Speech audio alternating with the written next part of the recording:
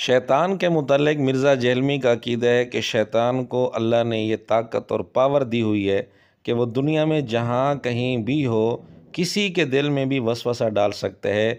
यानी दुनिया के एक कोने में अगर शैतान मौजूद है तो दूसरे कोने में बैठे हुए शख्स के दिल में वसवसा डाल सकते हैं। ये अल्लाह ने उसको ताकत और पावर दी हुई है। भाई अल्लाह ताला ने जब उसे कुदरत दी थी वसवसा दिलाने की, तो शैतान को फिजिकली कहीं जाने की ज़रूरत नहीं है। शैतान दुनिया में जहां कहीं भी बैठा हो, अल्लाह ने उसे ये ताकत दी है कि वो किसी के दिल में भी वसवसा डाल सकता है।